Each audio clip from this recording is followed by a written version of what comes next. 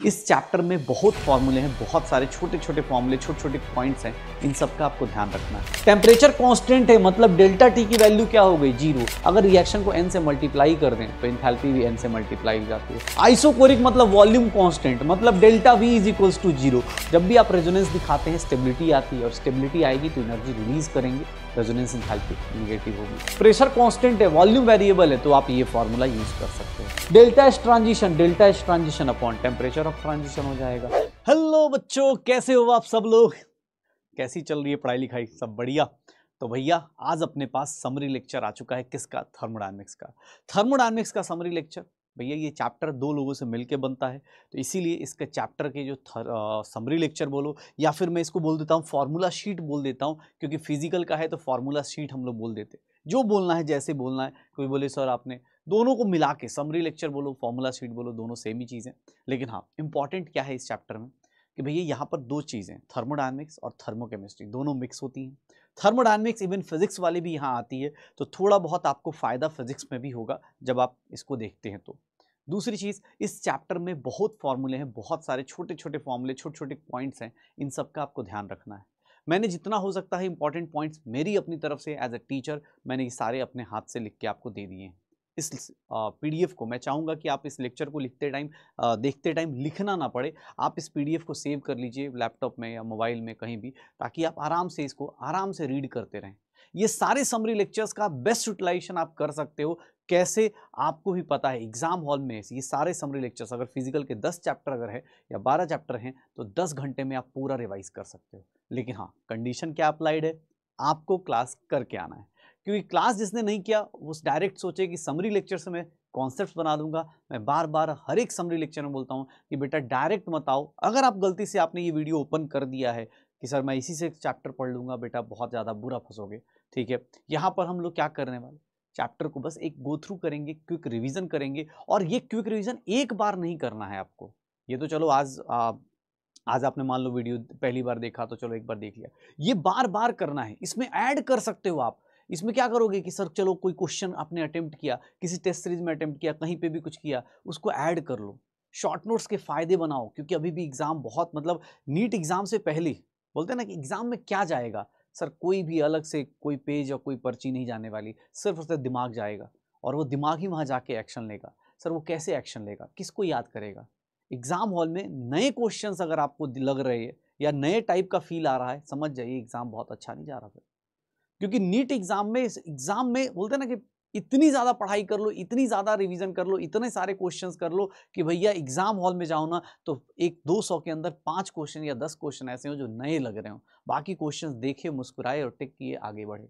ऐसी इतनी ज्यादा प्रैक्टिस कर लो। तो इन सबकी शुरुआत होती है क्लास के नोट से, डीपीपी से, क्लास के क्वेश्चन से, टेस्ट से, और प्लस समरी लेक्चर से आप रिवाइज फास्ट कर सकते हो। तो चलो शुरू करते हैं समरी लेक्चर थर्मोडायनेमिक्स का। बहुत ही प्यारा चैप्टर है, बहुत ही अच्छा चैप्टर है, तो शुरू करते हैं और देखते हैं थर्मोडायनेमिक्स में क्या क्या मिलता है हमें। याद करो थर्मोडायनेमिक्स में सबसे बेसिक सी चीज़, इस चैप्टर में बहुत सारी चीज़ें होंगी, हीट एंथैल्पी की बातें की जाएंगी, लेकिन हाँ किसके किसके रिस्पेक्ट में, आस पड़ोस से मतलब नहीं। जैसे तुमसे बात की जा रही है, तुमसे मतलब है मुझे, मैं तुम्हारे पड़ोसी में क्या हो रहा है क्या नहीं मुझे नहीं फर्क पड़ता, ना ही तुम्हें मेरे पड़ोसी में क्या हो रहा है नहीं फर्क पड़ता। वैसे यहाँ पर है, यहाँ पर हमारे लिए जो ऑब्जर्वेशन वाला पार्ट है, जिसको हम लोग सिस्टम बोलते हैं, कि जिसके ऊपर ऑब्जर्वेशन किया जाएगा कि इसके अंदर क्या चेंजेस आ रहे हैं। जैसे तुम हमारे लिए क्या हो, एक सिस्टम है कि हम तुम्हें देख रहे हैं कि अच्छा बच्चा यार ये पढ़ रहा है, ये नहीं पढ़ रहा है, इसके अंदर जैसे इस मान लो इस पूरे वीडियो के अंत में आते हुए उसको ऑब्जर्वेशन क्या मिलेगा, यार इस बच्चे को सेटिस्फेक्शन मिला, लगा कि सारा कुछ रिवाइज हो चुका है, 1 घंटे में ही सब कुछ रिवाइज हो गया। ठीक है, तो वो चीज अपने अंदर चाहिए। तो जिसके ऊपर ऑब्जर्वेशन करते हैं उसको सिस्टम बोलते हैं। सर उसके बगल में जो होता है सराउंडिंग होता है, इन दोनों को मिला दो, सिस्टम प्लस सराउंडिंग को, तो यूनिवर्स बोल देते हैं। सिस्टम प्लस सराउंडिंग को मिला दो तो क्या कहलाता है, यूनिवर्स कहलाता है।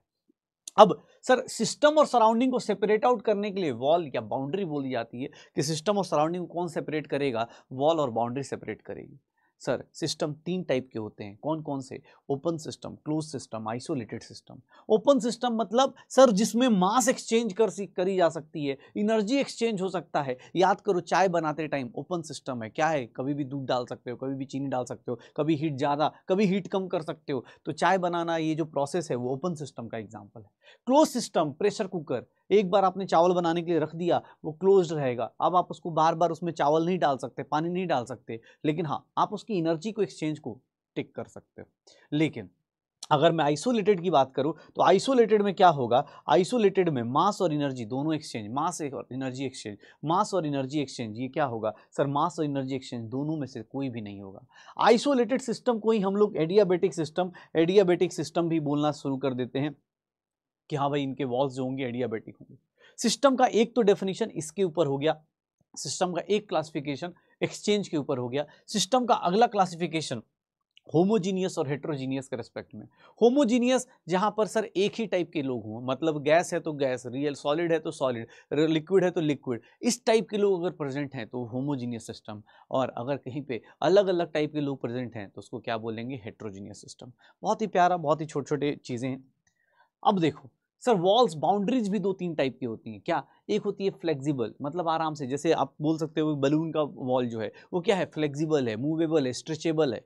एक होती है सर जैसे अपने घर की दीवार, सॉलिड्स की जो वॉल्स होती हैं वो रिजिड होती हैं।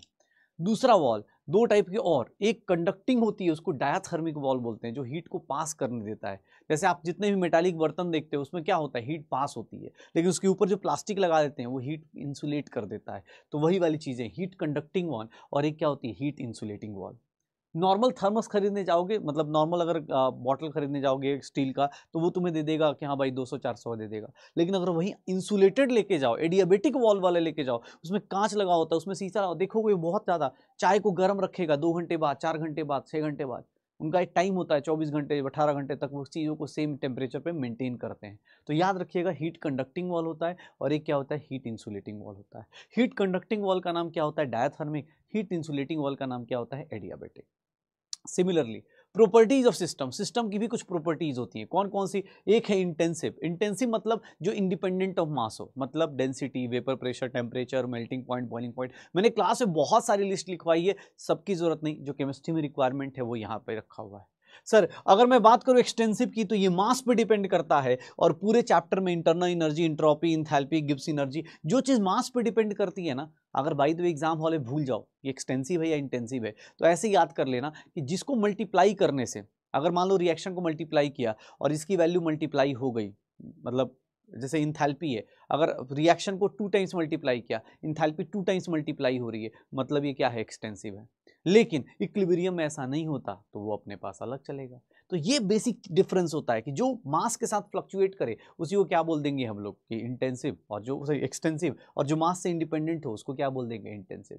सर देख लीजिएगा, एक्सटेंसिव अपॉन एक्सटेंसिव, अगर दो एक्सटेंसिव प्रॉपर्टीज का रेशियो ले लिया जाए, जैसे मास अपॉन वॉल्यूम का रेशियो ले लिया जाए, मास अपॉन वॉल्यूम का रेशियो ले लिया जाए, तो वो क्या जनरेट कर देगा, मास अपॉन वॉल्यूम का जो रेशियो लिया जाएगा वो जनरेट कर देगा intensive property. Density is a intensive property, याद रखिएगा, density is a intensive property. क्यों, क्योंकि वो दो एक्सटेंसिव प्रॉपर्टी का रेशियो है। अगर किसी एक्सटेंसिव प्रॉपर्टी को मास से डिवाइड कर देते हैं तो इंटेंसिव में कन्वर्ट हो जाता है, जैसे specific heat capacity. Heat capacity क्या है सर, वो heat capacity independent, heat capacity क्या है सर, अपने पास ये डिपेंड्स ऑन मास। अलग अलग लोगों की अलग अलग हीट कैपेसिटी होगी, लेकिन सर अगर उसी को मास से डिवाइड कर देते हैं तो वो बन जाता है स्पेसिफिक हीट कैपेसिटी, और स्पेसिफिक हीट कैपेसिटी क्या हो जाती है, इंटेंसिव हो जाती है। तो किसी भी चीज़ को इंटेंसिव और एक्सटेंसिव को डिफ्रेंशिएट करने का एक बेसिक रूल और होता है। एक्सटेंसिव जो होता है वो एडिटिव इन नेचर है। आपने कभी भी देखा होगा, वॉल्यूम ऐड करते हुए देखा होगा, मास ऐड करते हुए देखा होगा कि सर 2 लोगों का मास है तो पूरे सिस्टम का मास इतना हो जाएगा, 2 लोगों का वॉल्यूम इतना है तो पूरे सिस्टम का वॉल्यूम ऐसा हो जाएगा। लेकिन कभी किसी क्वेश्चन में ऐसा नहीं दिया होगा कि ए बॉडी का टेम्परेचर 20 है, बी बॉडी का टेम्परेचर 30 है, दोनों को एक रूम में रख दो तो 50 डिग्री सेल्सियस हो जाएगा। ऐसा एडिटिव नेचर नहीं देखा होगा। तो एक्सटेंसिव मतलब जो एडिटिव होता है, इंटेंसिव मतलब जो मतलब नॉन एडिटिव होता है, जिनको आप डायरेक्ट ऐड नहीं कर सकते। तो ये कुछ बेसिक चीज़ें हो गई, सिस्टम की क्लासिफिकेशन, सिस्टम की वॉल्स, सिस्टम की प्रॉपर्टीज। अब सिस्टम के अंदर वेरिएबल्स क्या क्या हैं, तो 2 टाइप के वेरिएबल्स होते हैं। थर्मोडायनेमिक फंक्शंस या थर्मोडायनेमिक वेरिएबल्स की बात करें तो ये 2 टाइप के होते हैं। एक होते हैं जो रास्ते पे डिपेंड करते हैं, जो रास्ता इंजॉय करते हैं। जैसे होता है ना कि ठीक है यार, सक्सेस मिले ना मिले फर्क नहीं पड़ता, लेकिन कम से कम जैसे नीट की तैयारी कर रहे हैं तो इस चीज को बहुत इंजॉय कर रहे हैं कि हाँ यार मजा आ रहा है, चलो यार कोई बात नहीं, फिजिक्स पढ़ रहे, केमिस्ट्री पढ़ रहे, बॉटनी पढ़ रहे, जूलॉजी पढ़ रहे, सिलेक्शन होगा नहीं होगा कोई दिक्कत नहीं, लेकिन कम से कम ये प्रोसेस इंजॉय करना जरूरी है। इस मामले में धोनी का एक बहुत तगड़ा स्टेटमेंट था कि मतलब ठीक है ना, डेस्टिनेशन में पहुंचेंगे नहीं पहुंचेंगे या आप मतलब होता है ना कि पता नहीं, किस्मत में हो सकता है ना भी लिखा हो, लेकिन हाँ कम से कम इतनी मेहनत जरूर कर लो कि आप अपने आप को कोसना बंद कर दोगे कि यार मैंने अपनी अच्छी मेहनत नहीं करी। ठीक है ना, तो वही वाली बात है कि भैया आप डेस्टिनेशन छोड़ो, यहाँ पर भी दो लोग होंगे। एक होते हैं जो रास्ते को एंजॉय करते हैं, जैसे हम आपसे बोलते हैं कि हाँ हर एक क्लास एंजॉय करो, हर एक चीज़ एंजॉय करो, पाथ फंक्शंस की तरह बिहेव करो, जो रास्ते पर डिपेंड करते हैं। वैसे लोग कम होते हैं, हीट और वर्क होते हैं। लेकिन सर ज़्यादा लोग किस टाइप के होते हैं, जो इनिशियल देखते हैं और फाइनल देखते हैं। जो ज़्यादा जो स्टॉक्स देखते हैं ना, वो क्या देखते हैं कि अच्छा भाई ये देखो बेचारा यहाँ पे था, उसको यहाँ पे मिल गया। अरे भाई उसका एक एक रास्ता, एक एक दिन जो कटा होगा ना, एक एक दिन जो बीता होगा, उसको पता है ना। जब आप सक्सेस नहीं लेते हो या अनसक्सेसफुल हो जाते हो या आपके मार्क्स डाउन आते हैं, पेरेंट्स कितना प्यार से बात करते हैं, सब कुछ एक एक दिन जो उसका बीता होगा वो कैसे गया होगा। ठीक है ना, तो स्टेट फंक्शन क्या है भैया? पाथ फंक्शन जो पाथ पर डिपेंड करता है, हीट और वर्क। सर स्टेट फंक्शन क्या है? इसको पाथ से कोई मतलब ही नहीं, ये तुम्हारे रिश्तेदारों की तरह है। क्लास में भी हम बोलते हैं बार बार, रिश्तेदार होते हैं जो कि भैया शुरुआत में फोन किया कि हाँ भैया कैसा रहा, बाद में फोन किया कैसा रहा, 10th में तुम क्या कर रहे थे, 11th में क्या कर रहे थे, उनको कोई फर्क नहीं पड़ रहा। इनको बस ये है कि अच्छा सिलेक्शन हुआ कि नहीं हुआ, अगर हो गया तो भैया इसमें क्यों नहीं हुआ, सबका एम्स दिल्ली क्यों नहीं हुआ, तुम्हारा क्यों नहीं हुआ, उसका क्यों नहीं हुआ। ये वाले लोग होते हैं, ये स्टेट फंक्शन है, इनको इनिशियल और फाइनल से मतलब है, इसके अलावा कोई नहीं। सर याद रखिएगा, internal energy, Gibbs energy, enthalpy, entropy, ये सारे के सारे क्या है? State function. State function initial और फाइनल पर डिपेंड करता है। अगर आपका इनिशियल और फाइनल दोनों सेम हो जाए तो उस केस में आपका चेंज क्या हो जाएगा? जीरो। आपका उस केस में चेंज कितना आएगा? जीरो। किसी साइक्लिक प्रोसेस में जाते हैं तो इनिशियल और फाइनल क्या हो जाएगा? सेम। तो सर उसके अंदर चेंज कितना आएगा? स्टेट फंक्शन का चेंज जीरो आ जाएगा। अगर मैं हीट की बात करूं, अगर मैं पाथ फंक्शन की शुरुआत करता हूं, तो पाथ फंक्शन की शुरुआत होती है हमारे यहां हीट से। हीट क्या मतलब क्या है? Sir it is a disordered form of energy. It is a disordered form of energy जो कहां से कहां फ्लो करता है? High temperature to low temperature. It is a disordered form of energy जो कहां से कहां फ्लो करता है? High temperature to low temperature flow करता है। ठीक है सर, डिसऑर्डर्ड क्यों बोला? क्योंकि इसका कोई डायरेक्शन नहीं है। अगर एक बहुत ज्यादा आइस ला के रख दिया जाए ना, तो हर एक साइड से पिघलना शुरू कर देगा। वर्क जो होता है वो ऑर्डर्ड फॉर्म ऑफ एनर्जी होता है, उसका एक डायरेक्शन होता है। हीट का डायरेक्शन नहीं होता। यहाँ साइन कन्वेंशन की बात करें तो साइन कन्वेंशन क्या होता है? Heat given by the system और हीट गिवन टू सिस्टम, दो टाइप का। अगर हम सिस्टम को हीट दे रहे हैं, अगर मैं मान लो सिस्टम हूं, मुझे कोई हीट दे रहा है, तो मैं इसको पॉजिटिव कंसिडर करूंगा, भैया अच्छी बात है, मुझे एनर्जी मिल रही है। लेकिन अगर मैं रिलीज करता हूं, मैं अगर रिलीज करता हूं एनर्जी, हीट रिलीज करता हूं, तो उसको हम लोग क्या बोल देते हैं? नेगेटिव बोल देते हैं। तो हीट गिवन बाय सिस्टम या हीट रिलीज्ड बाय सिस्टम, वो क्या कहलाता है? Negative. Heat given to system या heat absorbed by system is known as positive. पक्का हो जाएगा? श्योर हो? तो ये हीट है। अब हीट दो टाइप के, कौन कौन से? सर हीट दो टाइप के कौन कौन से? लैटेंट हीट और सेंसिबल हीट। अब यहां पर आपको बहुत ज्यादा फिजिक्स नहीं लगानी, आप यूनिट एंड डायमेंशन लगा के भी सारे फॉर्मूलेस कर सकते हो। कैसे देखेंगे? पहले लैटेंट हीट और सेंसिबल हीट के बीच का डिफरेंस जानते हैं। लैटेंट हीट क्या होता है कि सर आपको टेम्परेचर चेंज नहीं करना। लैटेंट हीट मतलब टेम्परेचर कांस्टेंट है, बस आप फिजिकल स्टेट चेंज कर रहे हो, सॉलिड से लिक्विड, लिक्विड से गैस, इस टाइप का कर रहे हो। तो सॉलिड से लिक्विड जाने को क्या बोलते हैं? फ्यूजन बोलते हैं। लिक्विड से गैस जाने को क्या बोलते हैं? वेपराइजेशन बोलते हैं। सॉलिड से गैस जाने को क्या बोलते हैं? सब्लिमेशन बोलते हैं। तो भैया ये बेसिक बात हो जाती है। लैटेंट हीट कांस्टेंट टेम्परेचर पे जो चेंज होता है उसको बोलते हैं। इसका formula sir mass into latent heat of fusion, latent heat of vaporisation. Mass अगर ग्राम में दिया है तो इसका यूनिट देखोगे जूल्स पर ग्राम में आएगा। मास अगर केजी में दिया है तो इसका यूनिट क्या होगा? जूल्स पर केजी में होगा। यूनिट्स का ध्यान रखिएगा, यूनिट्स का ध्यान रखिएगा। ये यूनिट, इसका यूनिट इधर होगा, इसका यूनिट इधर होगा। जो यूनिट उसके हिसाब से आंसर लेना है। कभी केजी में दिया है तो ग्राम में मत पुट कर देना, पहले बता रहा हूं। आप ऐसे फिजिक्स का यूनिट डायमेंशन एग्जाम हॉल तक याद रखते हो, लेकिन फिर भी याद रखना भाई, ये गलती ना हो जाए। ठीक है ना? ये देख लो, अगर नंबर ऑफ मोल्स दिए हैं तो यहां latent heat of fusion vaporisation जो भी दिया है, नंबर ऑफ मोल से मल्टीप्लाई कर देना। मोल्स में मोल आ जाएगा, ये जूल्स पर मोल होगा या कैलोरी पर मोल हो जाएगा। कैलोरी पर मोल हो जाएगा, कैलोरी पर मोल हो जाएगा, कैलोरी पर मोल। तो भाई देख, अब यहां पर क्या है कि भाई ये तो लैटेंट हीट हो गया, इसमें तो कोई चेंज नहीं होना। सेंसिबल हीट में क्या होना है कि सेंसिबल हीट में टेम्परेचर चेंज करना है। यहां पर फॉर्मूले में देखोगे कहीं भी कोई टेम्परेचर का लेना देना नहीं है, क्योंकि ये सारे कांस्टेंट टेम्परेचर के हैं। लेकिन यहां पर देखोगे सब टेम्परेचर चेंज को रिप्रेजेंट कर रहा है, कोई भी अपने पास फेज चेंज की बात नहीं करता है। सर यहां पर फॉर्मूला देखो, सिंपल। कुछ लगे कि अरे सर केमिस्ट्री में भाई फिजिक्स वाला पढ़ चुके हो, थर्मोडायनेमिक्स, बहुत अच्छी बात है। नहीं पढ़ के बैठे तो कोई दिक्कत नहीं है, आप बस इतना जान जाओ कि हीट कैपेसिटी यूनिट देखो, देखो जूल्स पर केल्विन है, केल्विन से केल्विन मल्टीप्लाई होगा, क्या आ जाएगा, जूल्स आ जाएगा। तो सेंसिबल हीट निकालने का एक तरीका होता है heat capacity into delta T. What is heat capacity? Temperature 1 kelvin बढ़ाने के लिए जितनी हीट रिक्वायर्ड होती है उसी को हीट कैपेसिटी बोलते हैं। सिमिलरली अगर यहां देखोगे सेंसिबल हीट निकालने का एक तरीका और होता है कि sir mass into specific heat capacity into delta T. Again इसका यूनिट देख लो, जूल्स पर ग्राम पर केल्विन, मतलब ग्राम से ग्राम कैंसिल आउट हो जाएगा मास से, केल्विन से केल्विन कैंसिल आउट हो जाएगा, सिर्फ क्या बचेगा, जूल्स बचेगा। तो ये सेंसिबल हीट हो जाता है। सेंसिबल हीट हमारे पास दो फॉर्मूले आ गए, कौन से, सी डेल्टा टी और एम सी डेल्टा टी अपने पास हो जाएगा। सी डेल्टा टी और एम सी डेल्टा टी हो जाएगा, ये अपने पास सेंसिबल हीट ये होगा। सेंसिबल हीट कैलकुलेट करने का एक तरीका और होता है जिसको हम बोलते हैं एन इंटू सी ए, मोलर हीट कैपेसिटी इंटू क्या आ जाएगा, डेल्टा टी आ जाएगा। Molar heat capacity into delta T, again unit देख लो, पर मोल, मोल मोल कैंसिल, केल्विन से केल्विन कैंसिल, आंसर फिर से जूल्स में आ जाएगा। तो सेंसिबल हीट निकालने के 3 फॉर्मूले होते हैं। टेम्परेचर चेंज जब हो रहा है तो आपको बस 3 ऑप्शन हैं, या तो आप हीट कैपेसिटी से निकाल लीजिए, या फिर आप स्पेसिफिक हीट कैपेसिटी से निकाल लीजिए, या फिर मोलर हीट कैपेसिटी से निकाल लीजिए। कंफ्यूजन मत लेना, रीजन भैया यूनिट देख के डिसाइड करना कौन क्या बनने वाला है। अब यहां पर जो इंपॉर्टेंट क्या है, हीट कैपेसिटी को अगर मास से डिवाइड कर देते हो तो क्या बन जाता है, स्पेसिफिक हीट कैपेसिटी। ये रिलेशंस आपको इंपॉर्टेंट रखने हैं, ये रिलेशंस बहुत ज्यादा इंपॉर्टेंट होंगे आपके लिए। देख लो, हीट कैपेसिटी को अगर मास से डिवाइड करेंगे तो specific heat capacity, C by M, इसको स्मॉल सी लिख दिया। Sir molar heat capacity specific heat capacity into molar mass होता है, या फिर अगर हम स्पेसिफिक हीट कैपेसिटी की बात करें तो मोलर हीट कैपेसिटी को किससे डिवाइड कर दो, मोलर मास से, या हीट कैपेसिटी को किससे डिवाइड कर दो, मास से डिवाइड कर दो, आ जाएगा पक्का। तो ये छोटी छोटी चीज़ें आपको याद रखनी है। थोड़ा सा फिजिक्स को चीज़ें थोड़ी सी आ रही होंगी तो उससे टेंशन मत लेना, ठीक है। चीज़ों को देखो क्या होता है। अगर मैं बात करूं वर्क की, तो वर्क में क्या होता है, वर्क क्या है, हीट जस्ट डिसऑर्डर्ड फॉर्म था। हीट को निकालने के 2 तरीके थे, सेंसिबल और लैटेंट हीट। यहां पर देखोगे तो work ordered form of energy है। यहाँ पर क्या इसका एक डायरेक्शन होता है कि हाँ भाई वॉल्यूम एक्सपेंड होगा या वॉल्यूम कंप्रेस होगा, इस तरह से फ्लक्चुएट कर जाता है, इस तरह से फ्लक्चुएट कर जाता है, वॉल्यूम अपने पास ऐसे फ्लक्चुएट करेगा। वर्क डन जो होता है वो क्या बोला जाता है, minus P external delta V, minus P external delta we. Sir work done chemistry में माइनस लगाया है ताकि हम किसको फॉलो करें, आईयूपीएसी कन्वेंशन को। फिजिक्स में यही चीज नहीं होती है, इसीलिए फिजिक्स का साइन कन्वेंशन और हमारा साइन कन्वेंशन अलग अलग हो जाता है। हम केमिस्ट्री वाले हैं, ऑब्वियस हमारे लिए आईयूपीएसी सब कुछ है। आईयूपीएसी डिसाइड करता है कि भैया नोमेनक्लेचर क्या है, चीज़ें क्या हैं, कौन सा केमिकल कैसा होगा, तो ऑब्वियस हम उसकी बात फॉलो करते हैं, इसीलिए ये नेगेटिव साइन लगाते हैं। फिजिक्स में यही चीज़ आपको वर्क डन में क्या मिलेगा, पी एक्सटर्नल डेल्टा वी या फोर्स इनटू डिस्प्लेसमेंट मिल जाता है।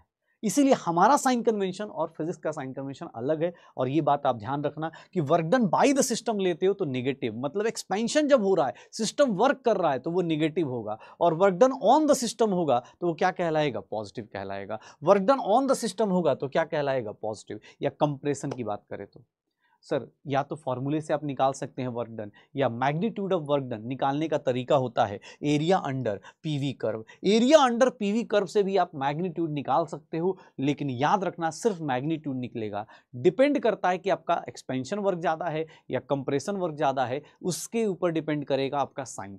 सिर्फ और सिर्फ मैग्नीट्यूड आप एरिया अंडर कर्व से निकाल सकते हो। यूनिट्स ऑफ वर्क और हीट आपको पता होनी चाहिए, calorie, joule, litre, ATM. Chemistry में, थर्मोडायनामिक्स में ये काफ़ी यूज होगा। 1 calorie 4.2 joule, 1 litre ATM 101.3 joules, या इसको राउंड ऑफ करके 100 भी लिखा जाता है, राउंड ऑफ करके 100 भी लिखा जाता है। सर अब यहां से स्टार्ट होता है लॉज ऑफ थर्मोडायनामिक्स, और सबसे पहला लॉ बहुत ही मतलब इजीएस्ट लॉज बोल सकते हैं।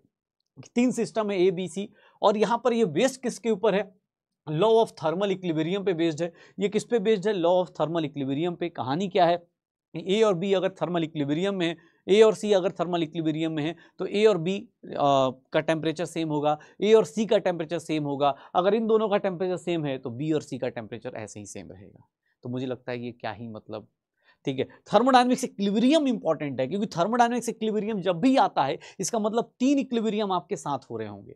कौन सा, थर्मोडायनामिक इक्विलिब्रियम तब बोलते हैं जब आपका नेट फोर्स 0 हो, मैकेनिकल इक्विलिब्रियम आपको अचीव कर चुके हो। दूसरा केमिकल इक्विलिब्रियम, नेट रिएक्शन 0 होना चाहिए, नेट रिएक्शन 0 होना चाहिए। और तीसरा थर्मल इक्विलिब्रियम, टेम्परेचर क्या होना चाहिए, इक्वल होना चाहिए। टेम्परेचर क्या होना चाहिए, इक्वल होना चाहिए। टेम्परेचर क्या होना चाहिए, इक्वल होना चाहिए। पक्का। थर्मोडायनामिक इक्विलिब्रियम अपने पास 3 इक्विलिब्रियम को मिला के बनता है, 3 इक्विलिब्रियम को मिला के बनता है सर मैकेनिकल, केमिकल और थर्मल इक्विलिब्रियम।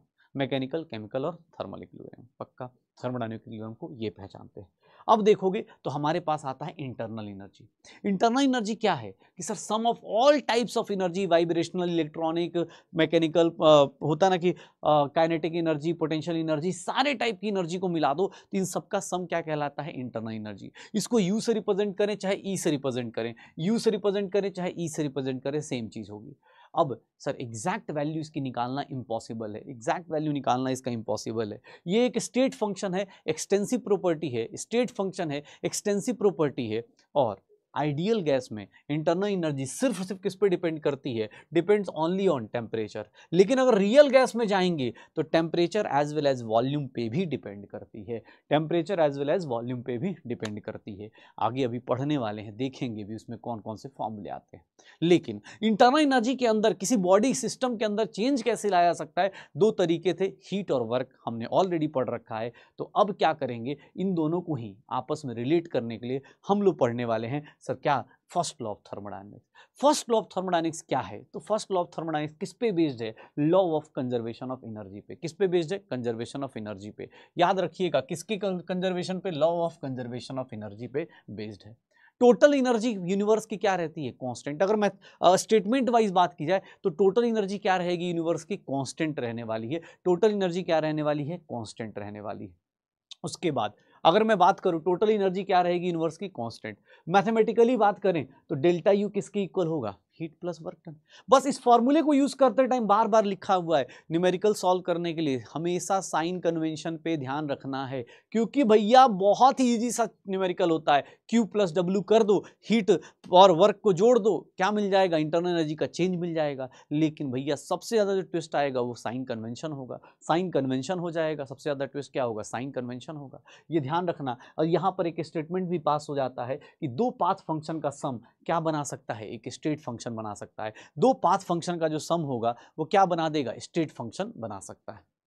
अब देखते हैं, देखो हमने फर्स्ट लॉ पढ़ लिया, जीरोथ लॉ हो गया, अब फर्स्ट लॉ हो गया। अब फर्स्ट लॉ में अलग अलग टाइप के प्रोसेस आएंगे। जैसे पहला थर्मोडायनामिक प्रोसेस जो आता है, आइसोथर्मल प्रोसेस। आइसोथर्मल प्रोसेस वो है जिसमें टेम्परेचर क्या रहेगा? कांस्टेंट है। टेम्परेचर कांस्टेंट है मतलब डेल्टा टी की वैल्यू क्या हो गई? जीरो। अब इंटरनल एनर्जी आइडियल गैस की किस पे डिपेंड करती थी? सर इंटरनल एनर्जी डिपेंड करती थी टेम्परेचर पे। अब वो चेंज ही नहीं हो रहा तो इंटरनल एनर्जी का चेंज जीरो। इंटरनल एनर्जी का चेंज जीरो तो सर ये फर्स्ट लॉ देख लो, फर्स्ट लॉ ऑफ थर्मोडायनामिक्स देख लो, Q प्लस डब्ल्यू हो जाएगा। Zero is equals to Q plus W, Q is equals to minus W और W is equals to minus Q, W is equals to minus Q हो जाएगा।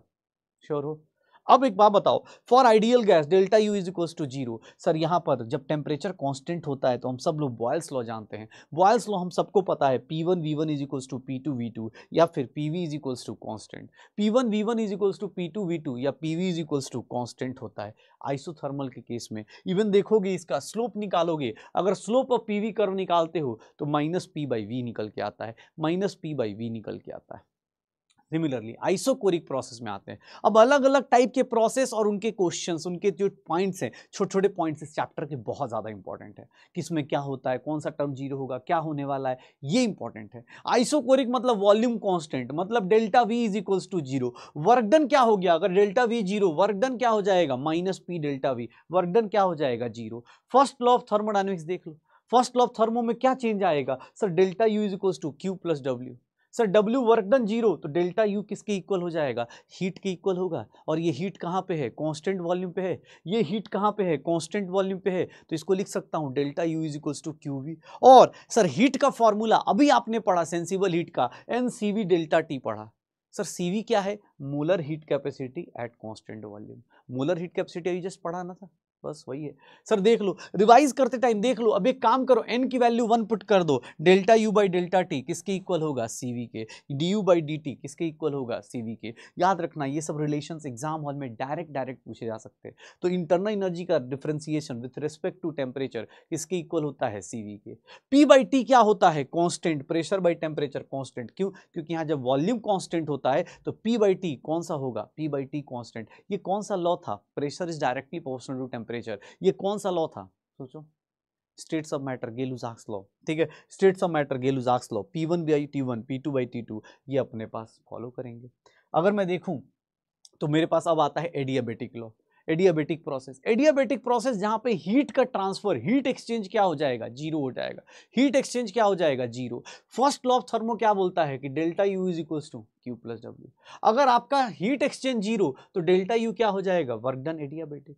Adiabatic process की एक बहुत बड़ी चीज क्या होती है कि यहां पर प्रेशर इंटू वॉल्यूम कांस्टेंट नहीं रहता, यहां प्रेशर इंटू वॉल्यूम की पावर गामा कांस्टेंट रहती है, where gamma is CP upon CV, where gamma is CP upon CV. और सर इसको लिखने का एक तरीका और सिखाया गया था कि आप आइडियल गैस इक्वेशन में, आइडियल गैस इक्वेशन में प्रेशर के बदले क्या पुट कर दो, N R T by V, आपको ये इक्वेशन मिल जाएगी। या फिर आप अगर वॉल्यूम के बदले N R T by P put कर दोगे, आपको ये इक्वेशन मिल जाएगी। तो ये सब कुछ आइडियल में आता है, याद रखिएगा, आइडियल कह रहा हूँ, एडियाबेटिक में आता है। एडियाबेटिक प्रोसेस इंपॉर्टेंट है। सर इसका वर्क डन भी निकालने जाओगे तो सर सीवी की value R upon gamma minus one हो जाता है, और या फिर P two V two minus P one V one upon gamma minus one. Even slope निकालने जाइएगा तो minus gamma P by V आता है, minus gamma P by V आता है, slope of PV curve adiabatic का। अगर आप एडियाबेटिक का स्लोप देखें और आइसोथर्मल का स्लोप देखें तो निगेटिव में एडियाबेटिक का स्लोप क्या होगा, ज्यादा निगेटिव होगा एज कंपेयर टू आइसोथर्मल। इसीलिए कभी भी कर्व लेंगे हमेशा आइसो ऊपर होगा, नीचे क्या होगा, एडियाबेटिक होगा। अगर दो लोग आ रहे हैं, अगर मतलब सेम टाइप का नेचर लेके, समझ जाइएगा ऊपर क्या होगा, आइसो, नीचे क्या होगा, एडियाबेटिक। ऊपर क्या होगा, आइसो, नीचे क्या होगा, एडियाबेटिक होगा, नीचे क्या होगा, दोनों का स्लोप याद रखना। अब यहां पर देखोगे तो आपको बार बार बोल रहा हूं, जैसे ये प्रोसेस है, अब यहां प्रेशर कांस्टेंट है तो ये क्या हो जाएगा, सर ये आइसोथर्मल है। ये वाला जो प्रेशर कांस्टेंट है इसको क्या बोल देंगे हम लोग, आइसोबारिक बोल देंगे। ये क्या कहलाएगा, आइसोबारिक बोल देंगे। इसको क्या बोलेंगे सर, आइसोकोरिक बोल देंगे। क्यों, क्योंकि सर यहाँ वॉल्यूम कांस्टेंट है। तो आइसोथर्मल, एडियाबेटिक, आइसोकोरिक, सब कुछ कर लो, हो जाए। श्योर हो तो देख लो अपने पास। फिर अब देखो, आइसोकोरिक प्रोसेस हो गया, आइसो एडियाबेटिक प्रोसेस हो गया, आइसोथर्मल प्रोसेस हो गया। तो अब क्या आता है, आइसोबारिक प्रोसेस।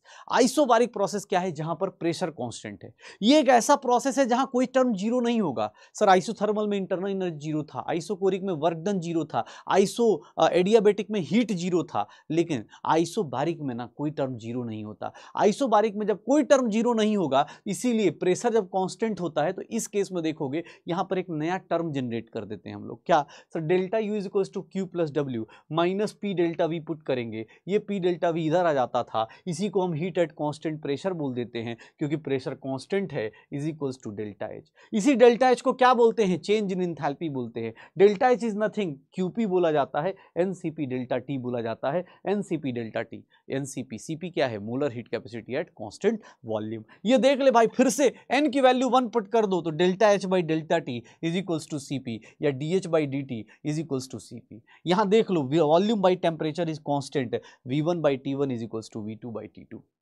आइसोबारिक में प्रेशर जब कांस्टेंट होता है तो यहां पर चार्ल्स लॉ होता है, वॉल्यूम बाई टेम्परेचर का रेशियो क्या रहता है, कांस्टेंट रहता है। याद रखना, इसमें क्या बताया गया है, हमेशा टेम्परेचर को केल्विन में लेना है। टेम्परेचर भैया जिंदगी में याद रखना, एक्सेप्ट जब तक टेम्परेचर चेंज मेजर कर रहे हो तो टेंशन नहीं लेना है, डिग्री सेल्सियस हो चाहे केल्विन हो चलेगा। लेकिन अगर टेम्परेचर चेंज तुम्हारा भैया, टेम्परेचर चेंज, अगर सर टेम्परेचर वैल्यू पुट करनी है, अगर टेम्परेचर की वैल्यू पुट करनी है तो उस केस में आपको हमेशा केल्विन में ही पुट करना है, इस बात का ध्यान रखना है पक्का।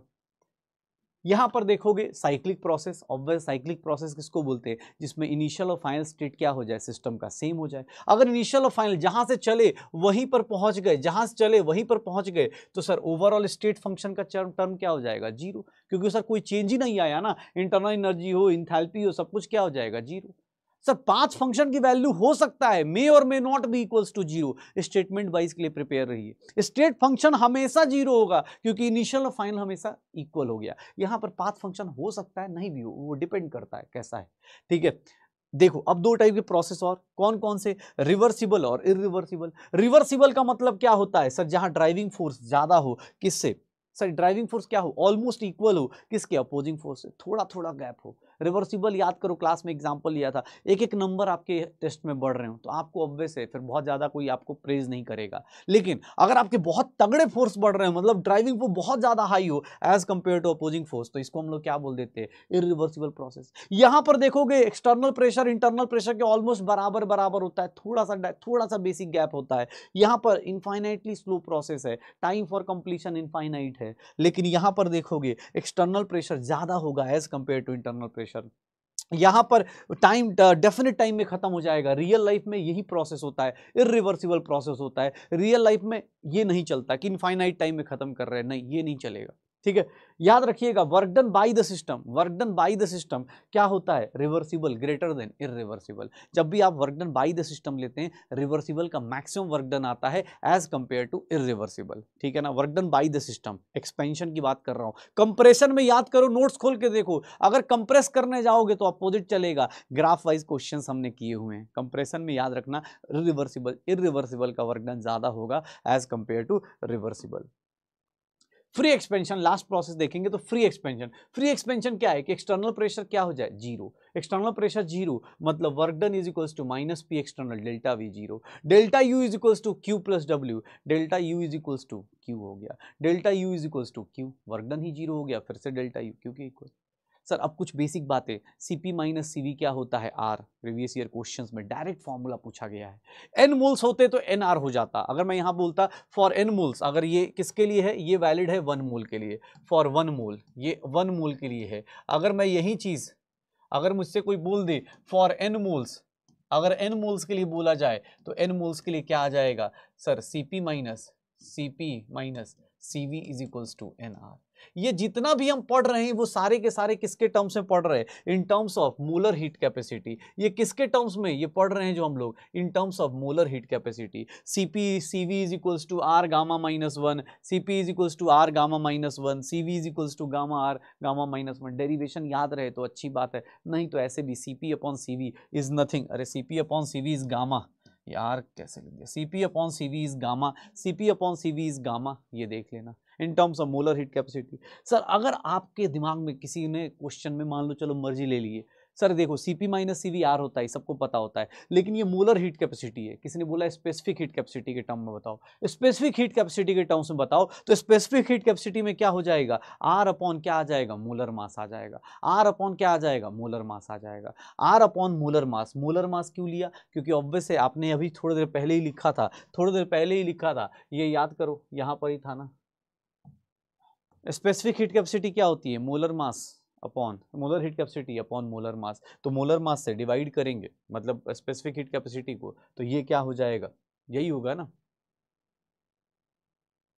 हाँ मोलर मास होगा, तो मोलर मास से डिवाइड कर दिया, तो यहाँ पर चेंजेस क्या आ जाएंगे, यहाँ पर चेंजेस क्या आ जाएंगे, कहाँ गया भाई, हाँ यहाँ पर चेंजेस क्या आ जाएंगे, आर बाई एम हो जाएगा। आर बाई क्या हो जाएगा, एम हो जाएगा, और कुछ नहीं। यहाँ पर पुट करोगे एम इंटू सी पी, ये वाला एम इंटू सी वी, ये एम कॉमन हो कि इधर आ जाएगा, आंसर आ जाएगा। चलो अब देखो अगला चीज क्या पढ़ा था हमने, गामा की वैल्यूज देखी थी। गामा की वैल्यूज क्या होती है कि जैसे जैसे एटॉमिसिटी बढ़ती है गामा की वैल्यू डिक्रीज करती है, गामा की वैल्यू डिक्रीज करती है। कैसे, ऑब्वियस है, आप डिग्री ऑफ फ्रीडम ये सब चीजें जब रिलेट करते हो फिजिक्स के साथ तो बहुत जल्दी समझ में आता है कि अगर एक बॉल है तो उसके पास डिग्री ऑफ फ्रीडम 3 है तो 3/2 आर।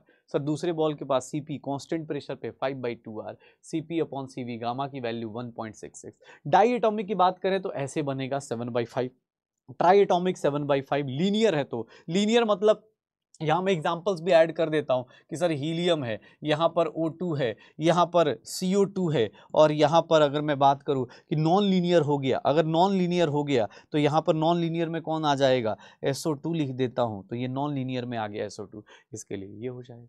सर फर्स्ट लॉ अच्छी बात थी, बहुत अच्छा था कि एनर्जी कंजर्व कर रहा था, लेकिन उसके साथ लिमिटेशंस थी। क्या लिमिटेशंस थी कि वो प्रिडिक्ट नहीं कर सकता था कि किस डायरेक्शन में रिएक्शन अपने आप होगी, कैसे होगी। सर कौन सा रिएक्शन फिजिबल है, कौन सा रिएक्शन नहीं फिजिबल है, ये कुछ भी नहीं बता पाएगा कौन, first law of thermodynamics.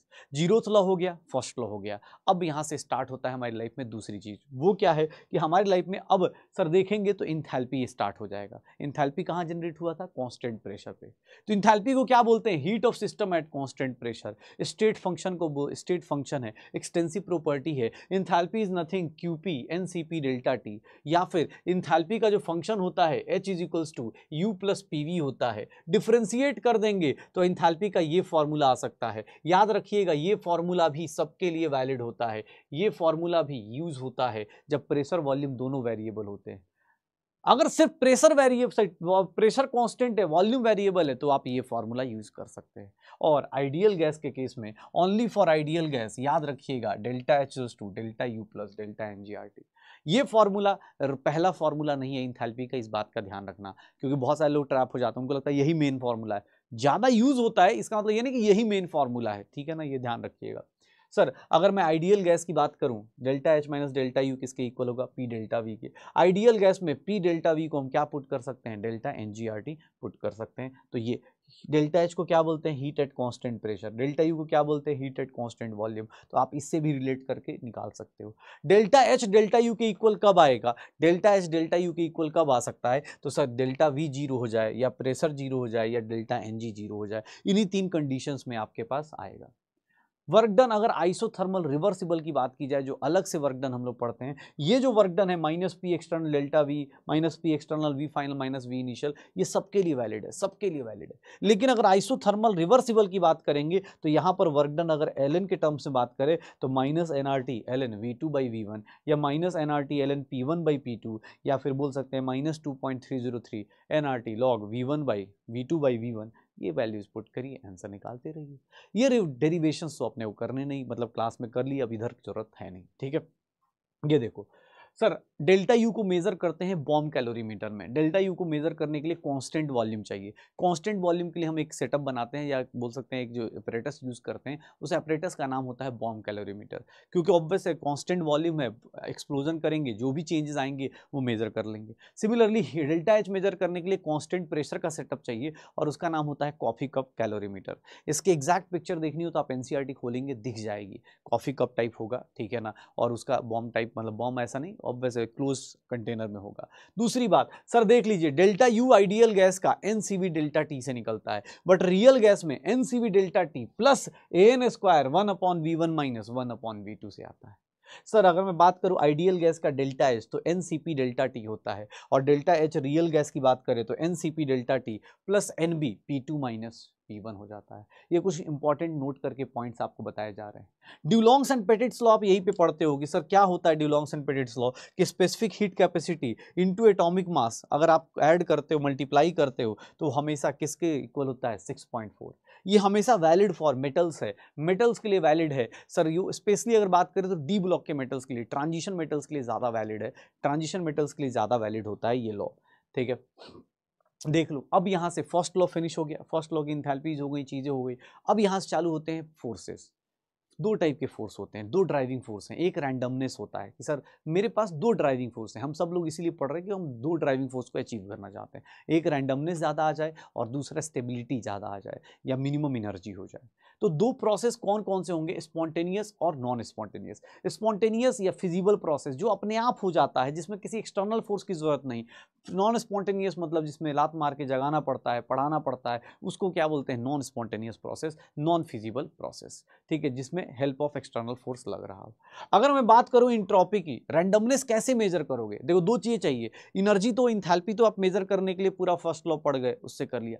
Randomness कैसे मेजर करोगे, तो रैंडमनेस मेजर करने के लिए एक वर्ड का इजाद करते हैं हम लोग, एक वर्ड डिस्कवर करते हैं, that is known as entropy. Entropy क्या है, स्टेट फंक्शन। इंट्रोपी क्या है, एक्सटेंसिव प्रॉपर्टी, मतलब ऑब्वियस है मास पे डिपेंड करेगा, स्टेट फंक्शन इनिशियल और फाइनल पे डिपेंड करेगा। सर टेम्परेचर बढ़ाते हैं इंट्रोपी बढ़ती है, वॉल्यूम बढ़ाएंगे, ध्यान से देख लेना, वॉल्यूम बढ़ाएंगे अगर नंबर ऑफ मॉलिक्यूल्स फिक्स्ड हैं, अगर मान लो 10 ही लोग हैं, यहाँ पे 10 लोग फिक्स्ड हैं इस रूम में, और सडनली वॉल्यूम बढ़ा दिया जाए तो हमारे पास रैंडमनेस बढ़ जाएगी, हम उस कोने जा सकते हैं, उस कोने जा सकते हैं, कहीं जा सकते हैं। तो ऐसे याद रखना, अगर नंबर ऑफ मॉलिक्यूल्स बढ़ा दिए जाएं with volume is in fixed, अगर वॉल्यूम फिक्स्ड है और नंबर ऑफ मॉलिक्यूल्स बढ़ा दिए जाएं तो ऑब्वियस है हम आपस में इंटरेक्शन ज़्यादा कर सकते हैं, हम आपस में पोजीशन ज़्यादा वेरी कर सकते हैं, तो भी इंट्रोपी क्या हो जाएगी, इंक्रीज हो जाएगी, तो भी इंट्रोपी क्या हो जाएगी, इंक्रीज हो जाएगी। रैंडमनेस ज़्यादा होना या इंट्रोपी ज़्यादा होना, सॉलिड लिक्विड गैस में सबसे ज़्यादा रैंडमनेस किस में है, सब गैस में है, सबसे ज़्यादा रैंडमनेस किस में है, गैस में। इंट्रोपी ऑफ हार्ड सब्सटेंस हमेशा कम होगा किससे, सॉफ्ट से, क्योंकि उसको 3D में तुम ज्यादा घुमा फिरा सकते हो, सॉफ्ट वाले को, हार्ड को नहीं कर सकते। कॉम्प्लेक्स मॉलिक्यूल्स को ज्यादा इंट्रोपी होगी as compare to simple molecules, क्यों, क्योंकि सर उसमें भी क्या होता है, आप ज्यादा रोटेट कर सकते हो। एक्सेप्शंस क्या हैं, रॉ एग देखने में फिजिकली लगता है कि लिक्विड है, बॉइल्ड एग लगता है कि सॉलिड है, लेकिन आपको ही पता है रॉ एग में क्या होगा, सर प्रोटीन के अंदर बहुत सारे बॉन्ड्स होते हैं, जैसे ही बॉइलिंग करते हैं प्रोटीन के बॉन्ड्स कम हो जाते हैं, इंट्रॉपी क्या हो जाती है, बढ़ जाती है, बॉइल्ड एग की इंट्रॉपी ज़्यादा होगी। अगर मैं मिल्क की बात करूं और कर्ड की बात करूं तो कर्ड की इंट्रॉपी ज़्यादा होगी क्योंकि प्रोटीन के बॉन्ड्स टूट चुके हैं। पक्का सर? इवन स्ट्रेच करते हैं, जब रबड़ को स्ट्रेच करते हैं तो भी हमें लगता है कि हम रैंडमनेस बढ़ा रहे हैं, लेकिन इंट्रॉपी क्या हो जाती है, डिक्रीज। क्यों? क्योंकि उनके मॉलिक्यूल्स अनकॉइल्ड हो जाते हैं। ठीक है, उनके मॉलिक्यूल्स क्या हो जाते हैं, अनकॉइल्ड हो जाते हैं, इसलिए अपने पास एंट्रोपी क्या हो जाएगी, डिक्रीज। सर फॉर्मूलाज कैसे कैसे डेल्टा एस को कैलकुलेट कर सकते हैं? सिंपल सा फॉर्मूला Q अपॉन टी से कर दो या डेल्टा एच अपॉन टी से कर दो। NCV ln T2 by T1 या फिर plus NR ln V2 by V1, NCP ln T2 by T1 plus NR ln P1 by P2। अगर टेम्परेचर मान लो कोई पूछे आइसोथर्मल केस में बताइए, आइसोथर्मल केस में ये पूरा गायब हो जाएगा। कोई बोले आइसोकोरिक केस में बताइए तो आइसोकोरिक में ये गायब हो जाएगा। कोई बोले आइसोबारिक के लिए बताइए तो ये गायब कर दीजिएगा। सर सारे फॉर्मूले आपके पास है, यही डेल्टा एस। इंट्रोपी चेंज को मेजर करने के लिए बस यही 4 फॉर्मूले होते हैं, इन्हीं के ऊपर कहानी करते रहो। अब तुमसे कोई बोले सर ये बहुत अलग अलग फॉर्मूला दिख रहा है, बेवकूफ बनाया जा रहा है, मन मत जाना। Delta S fusion, entropy during fusion, fusion जब होगा तो इंट्रोपी क्या चेंज होगा, delta H upon melting point हो जाएगा। Delta S vaporisation, delta H upon boiling point हो जाएगा। Delta S transition, delta S transition upon temperature of transition हो जाएगा। तो sir delta S fusion, delta S vaporisation, delta S transition, entropy change during fusion, entropy change during vaporisation, entropy change during transition, देख लेना, हो जाएगा। Sure हो? अरे sir ये देखो अपने पास इंट्रोपी ऑफ सिस्टम बोले heat of system divide by temperature of system, entropy of surrounding heat of surrounding divide by temperature of surrounding. यहाँ पर याद रखिएगा हमेशा कभी भी कोई बोले यूनिवर्स की इंट्रोपी तो system plus surrounding, total entropy मतलब यूनिवर्स की इंट्रोपी सिस्टम प्लस सराउंडिंग। यहाँ पर सेकंड लॉ ऑफ थर्मोडायनेमिक्स क्या बोला जाता है, फर्स्ट लॉ क्या हो गया, हीट कंजर्वेशन की बात कर रहा है। सेकंड लॉ क्या बात कर रहा है, ये बोल रहा है भैया इंट्रोपी ऑफ यूनिवर्स, कोई भी प्रोसेस अगर अपने आप हो रहा है जिंदगी में, अपने आप कोई कर रहा है कोई प्रोसेस, तो सर उसमें फायदा होगा तभी करेगा। मतलब इंट्रोपी ऑफ यूनिवर्स जो होगी हमेशा ग्रेटर देन जीरो होगी, कोई भी प्रोसेस अपने आप होने के। जैसे मैं अगर अपने आप पढ़ रहा हूँ, तुम अपने आप पढ़ रहे हो, तुम अपने आप कोई बार बार देख रहे हो, इसका मतलब तुम बस फायदा देख रहे हो, यूनिवर्स का फायदा देखो। अभी तुम्हारा हो सकता है दिमाग को शांत करके बैठे हो कि अरे पढ़ाई करनी है पढ़ाई करनी है, लेकिन तुम्हें दूसरा फायदा दिख रहा है कि जैसे ही सिलेक्शन होगा ऑब्वियस है उसके बाद तो भैया कांड नहीं करेंगे, कर्म नहीं करेंगे, कांड नहीं करेंगे। ऐसे ही कुछ चल रहा होगा दिमाग में कि भैया उस टाइम तो मतलब ऐसे फोड़ेंगे, ये चीजें कर देंगे, ऐसा कर देंगे, वही सब हो रहा होगा। ठीक है, तो ये देख लो स्पॉन्टेनियस प्रोसेस के लिए टोटल इंट्रोपी का ग्रेटर देन जीरो होना है। जैसे जब कोरोजन ऑफ आयरन होता है ना, जब आयरन कोरोड करता है तो आयरन का ऑक्सीडेशन होता है, आयरन बॉन्ड बना रहा होता है, तो लोगों को लगता है कि आयरन तो बॉन्ड बना रहा है तो इसकी इंट्रोपी कम हो रही है, लेकिन भैया आयरन जितना इंट्रोपी अगर अपना खुद का डिक्रीज करता है ना, उससे ज्यादा सराउंडिंग का इंक्रीज कर देता है। And that's why corrosion of iron या कोरोजन रस्टिंग जो होती है वो स्पॉन्टेनियस होती है, अपने आप हो जाती है। यूनिवर्स की इंट्रोपी देखते हैं हम लोग, यूनिवर्स की इंट्रोपी देखते हैं, देख लेना जितने नेचुरल प्रोसेस होते हैं इरिवर्सिबल होते हैं, स्पॉन्टेनियस होते हैं। अगर आपका total entropy greater than zero है तो स्पॉन्टेनियस हो, लेस देन जीरो है तो नॉन स्पॉन्टेनियस हो, इक्वल टू जीरो आ गया मतलब रिवर्सिबल प्रोसेस, या फिर हम बोल सकते हैं इक्विलिब्रियम पे आप हो। बस ये ध्यान रखिएगा, इक्विलिब्रियम पे आप हो। अगर मैं बात करूं अलग अलग प्रोसेस की तो भैया ये कुछ इंपॉर्टेंट प्रोसेस हैं। जैसे मैंने बोला ना कि रिवर्सिबल, रिवर्सिबल है, याद रखना रिवर्सिबल है तो टोटल कितना हो जाएगा, जीरो। क्यों? क्योंकि रिवर्सिबल प्रोसेस में टोटल जो इंट्रोपी चेंज होता है यूनिवर्स का वो जीरो होगा। देख लो रिवर्सिबल रिवर्सिबल जीरो। अगर इरिवर्सिबल है मतलब स्पॉन्टेनियस है, ग्रेटर देन जीरो होगा, greater than zero, greater than zero. अब यहाँ पर सिस्टम का देख लो NR ln V2 by V1, जितना सिस्टम लूज करेगा उतना ही इसका क्या हो जाएगा, गेन कर जाएगा। ये गेन करेगा तो वो लूज करेगा, एक दूसरे के प्लस माइनस चलेंगे।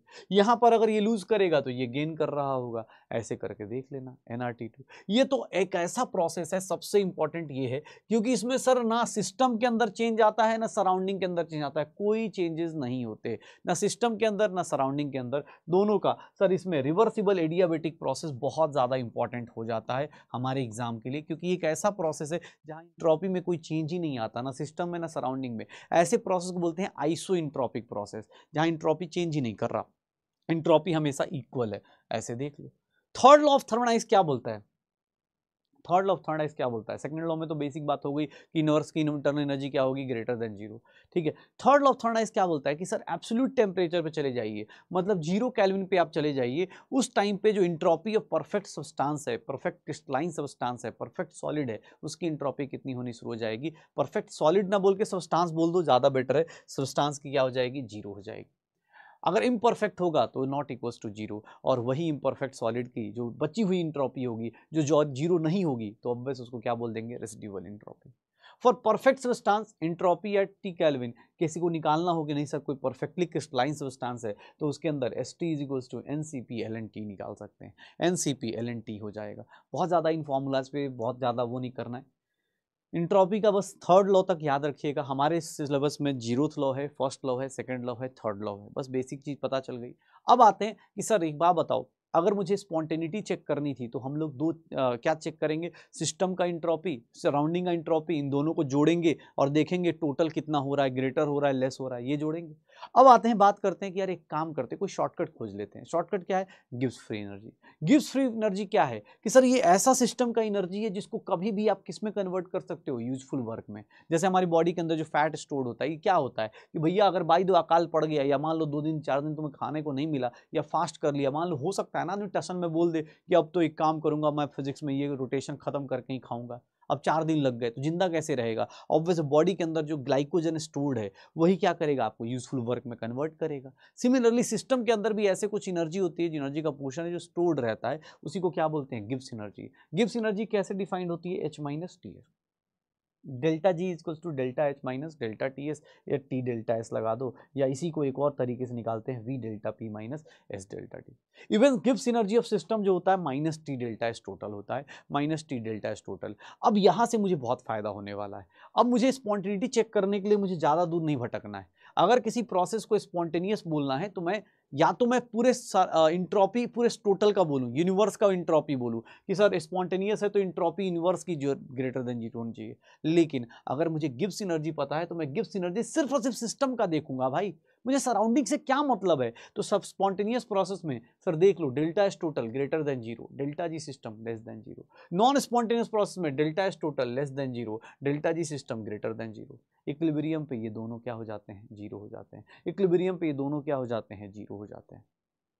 Sir delta G is equals to V delta P minus S delta T. Constant pressure हुआ मतलब वो term zero, S delta T, delta G upon delta T. याद रखिएगा आपके पास, अभी मैं आपको फिर से याद दिला दूं, एक काम कीजिएगा, इंटरनल एनर्जी का डेरिवेशन टेम्परेचर के रिस्पेक्ट में क्या मिलेगा, delta U by delta T क्या मिलेगा, D you by D T क्या मिलेगा, सी बी मिलेगा। Delta H upon delta T क्या मिलेगा, सी पी मिलेगा। Delta G by delta T क्या मिलेगा, माइनस एस मिलेगा। Delta G by delta P क्या मिलेगा, वॉल्यूम मिल जाएगा। सर ये आपको क्लास में भी बहुत अच्छे से डिस्कस किया हुआ है कि नेगेटिव नेगेटिव नेगेटिव क्या होता है। एक ऐसा प्रोसेस होता है जो हमेशा स्पॉन्टेनियस होता है, और वो प्रोसेस कौन सा है सर, जहां पर इंट्रॉपी क्या होगी, बढ़ रही होगी, और एनर्जी क्या हो रही होगी, कम हो रही होगी। ये सबसे आइडियल टाइप का प्रोसेस होता है, ये हमेशा ही स्पॉन्टेनियस होता है। देख लो इंट्रॉपी क्या हो रही है, बढ़ रही है, इंथैल्पी क्या हो रही है, कम हो रही है।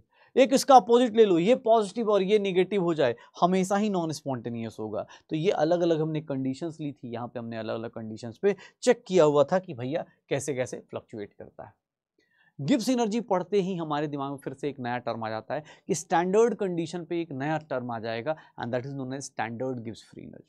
Standard Gibbs free energy is nothing, delta G ऊपर क्या लगा दो, नॉट लगा दो, एक जीरो और लगा दो, हो गया काम। सर सारे फॉर्मूले में वही कर दो, लेकिन हाँ इसका एक रिलेशन बहुत ज़्यादा इंपॉर्टेंट होता है कि सर नॉर्मल गिब्स एनर्जी और स्टैंडर्ड गिब्स एनर्जी का जो आपस का रिलेशन है वो बहुत ज़्यादा इंपॉर्टेंट है, क्योंकि यहाँ से जो क्वेश्चंस बनते हैं बहुत खतरनाक से बन जाते हैं। Delta G is delta G naught plus R T L N Q C. Q C क्या है, रिएक्शन कोशेंट, हम लोग केमिकल इक्विलिब्रियम में करते हैं। सर इक्विलिब्रियम पे डेल्टा जी की वैल्यू क्या हो जाती है, zero. Q C equals to K C, Q C equals to K C. Q सी की वैल्यू किसकी इक्वल हो जाएगी, के सी की। उसी को क्या बोलते हैं, इक्विलिब्रियम कांस्टेंट। उसी को क्या बोलते हैं, इक्विलिब्रियम कांस्टेंट। सर देख लो ये formula minus R T L N K C. Sir ये वैल्यू जीरो हो गई, ये वैल्यू इधर आएगी minus R T L N K C, minus 2.3 R T log K सी।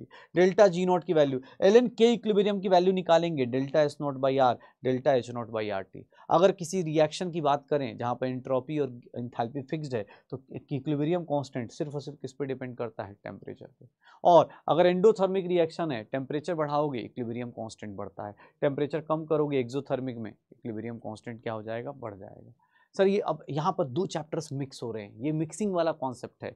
और कोशिश अब देखो चैप्टर्स नीट के एग्जाम में पैटर्न में चेंजेस क्या आ रहे हैं कि जहाँ पर जो चैप्टर्स मिक्स हो रहे हैं ना उनसे क्वेश्चन ज़्यादा पूछो, ताकि बच्चे को लगे कि अरे अच्छा इक्विलिब्रियम तो मेरा वीक है तो मैं नहीं करूँगा, फंस गए तुम, वही पे तुम्हें वेट कर रहा है पटकने का।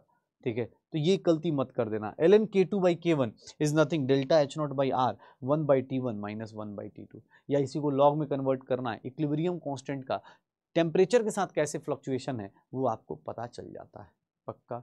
तो यहाँ पर भैया अब हमारे लाइफ में थर्मोडायनेमिक्स का एंड होता है, यहाँ से स्टार्ट होता है बहुत ही ईजीएस्ट पोर्शन का थर्मोडायनेमिक्स की। ये सारे फॉर्मूलेज थर्मोडायनेमिक्स से सारी चीज़ें आपकी कितना मुझे लगता है 49 मिनट्स में होगी, क्या चाहिए, ठीक है। हाँ गाना गाओ, तू है तो मुझे क्या चाहिए, हाँ कोई दिक्कत नहीं। अब देखो थर्मोकेमिस्ट्री की बात करते हैं। थर्मोकेमिस्ट्री में क्या आएगी भैया, कुछ नहीं, सीधी सी बात है, बस आपको अलग अलग इंथैल्पी जाननी है, अलग अलग इंथैल्पी जाननी है और 2 एक्सेप्शन जानना है। थर्मोकेमिस्ट्री अगर बात करें तो बस पूरा यही है।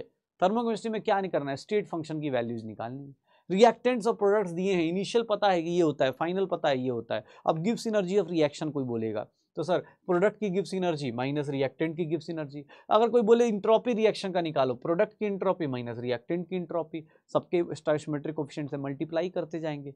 रिएक्शन की एंथैल्पी निकालनी हो तो प्रोडक्ट की एंथैल्पी माइनस रिएक्टेंट की एंथैल्पी, बस एक्सेप्ट याद रखिएगा कंबशन एंथैल्पी और bond dissociation enthalpy.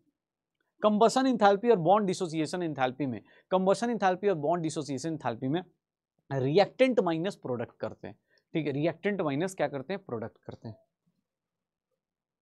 Thermochemical reactions की कुछ बेसिक कंडीशन है, थर्मोकेमिकल रिएक्शंस की कुछ बेसिक कंडीशंस होते हैं क्या, कि सर उनको कम से कम बैलेंस्ड केमिकल इक्वेशन और थर्मोकेमिकल इक्वेशन में थोड़ा डिफरेंस है क्या, सर बैलेंस तो होना ही चाहिए, प्लस सर सारी चीज़ों में फिजिकल स्टेट लिखा होना चाहिए, कौन सा सॉलिड है कौन सा नहीं है, और प्लस उस रिएक्शन का हीट चेंज होना चाहिए, तो ये मेंशन होता है, हमेशा याद रखिएगा। अगर कोई बोले कि नॉर्मल केमिकल रिएक्शन और थर्मोकेमिकल रिएक्शन में डिफरेंस क्या है, तो दोनों में बेसिक डिफरेंस है। नॉर्मल केमिकल रिएक्शन बैलेंस्ड होती है बस, लेकिन अगर साथ में फिजिकल स्टेट लिखा हो, उसका हीट लिखा हो, मेंशन किया हो, तो वो समझ जाना थर्मोकेमिकल रिएक्शंस होती हैं। थर्मोकेमिकल रिएक्शंस 2 टाइप की है, एक्सोथर्मिक एंडोथर्मिक। किसी भी रिएक्शन की एंथैल्पी सर या तो लेस देन 0 होगी या फिर ग्रेटर देन 0 होगी, और रिएक्शन की एंथैल्पी क्या होती है, product minus reactant except combustion and bond dissociation enthalpy. क्या होगा सर, यहाँ पर रिएक्टेंट की एनर्जी ज़्यादा होगी, रिएक्टेंट की एनर्जी ज़्यादा यहाँ प्रोडक्ट की, यहाँ पर देख लो प्रोडक्ट की एनर्जी ज़्यादा यहाँ रिएक्टेंट की। एंडोथर्मिक एक्सोथर्मिक का ग्राफ ऐसा बनता है, ठीक है। ये देखो लॉज ऑफ थर्मोकेमिस्ट्री में बात करें तो भैया बहुत डिफिकल्ट लॉज आते हैं। अगर रिएक्शन रिवर्स करते हो, रिएक्शन अगर रिवर्स करते हो तो इंथैल्पीज की वैल्यू क्या होती है, सिर्फ साइन चेंज करती है, वैल्यू मैग्नीट्यूड सेम रहेगा, सिर्फ साइन चेंज कर देगा एंथैल्पी की। अगर सिमिलरली यहाँ बात की जाए कि ए से बी जा रहे हैं, इस रिएक्शन की एंथैल्पी, अगर रिएक्शन को एन से मल्टीप्लाई कर दें तो एंथैल्पी भी एन से मल्टीप्लाई हो जाती है। रिएक्शन को एन से डिवाइड कर दें, एंथैल्पी जो होती है एन से डिवाइड हो जाती है, ठीक है। रिएक्शन को अपने पास देख लो, इसको हम लोग बोल देते हैं, इसको लैपलेस से लेवाइजर लॉ बोल देते हैं। Enthalpy is nothing, enthalpy is extensive property, जो चीज आप रिएक्शन के साथ करोगे वही होगा। इसी के साथ हमारे पास आ जाता है हेस लॉ।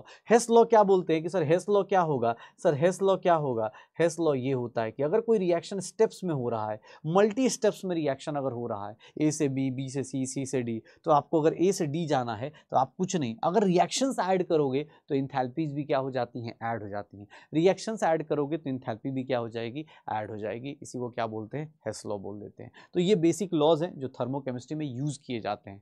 अब कोई पूछे कि sir rate of reaction, enthalpy of reaction को अफेक्ट करने वाली कौन कौन सी चीज़ें हैं, तो 5 चीज़ें मेनली होती हैं। रिएक्शन की कंडीशन क्या है, कांस्टेंट प्रेशर पे दिया है, कांस्टेंट वॉल्यूम पे दिया है। क्वांटिटी ऑफ रिएक्टेंट क्या दिया है, मान लो ऐसे दिया है तो इसको मल्टीप्लाई कर दिया। फिजिकल स्टेट क्या है, आप लिक्विड बना रहे हैं, गैस बना रहे हैं, क्या बना रहे हैं उसके ऊपर डिपेंड करता है। एलोट्रॉपिक फॉर्म मतलब रिएक्टेंट का डायमंड ले रहे हैं, ग्रेफाइट ले रहे हैं, किस तरह हो रहा है। सर टेम्परेचर पे भी डिपेंड करता है, अलग अलग टेम्परेचर पे इंथैल्पीज की वैल्यू, इंटरनल एनर्जी की वैल्यूज फ्लक्चुएट कर जाती हैं। इंथैल्पीज और इंटरनल एनर्जी की वैल्यूज फ्लक्चुएट कर जाती हैं। याद रखिएगा, ऊपर नोट करके एक बहुत अच्छा पॉइंट लिखा गया है कि इंथैल्पी ऑफ रिएक्शन इनिशियल और फाइनल स्टेट पे डिपेंड करता है। उसको इस बात से फर्क नहीं पड़ रहा कि 10 स्टेप का रिएक्शन है कि 5 स्टेप का रिएक्शन है, उसको शुरुआत का देखना है, लास्ट का देखना है, अपना गैप निकाल के काम खत्म कर देगा।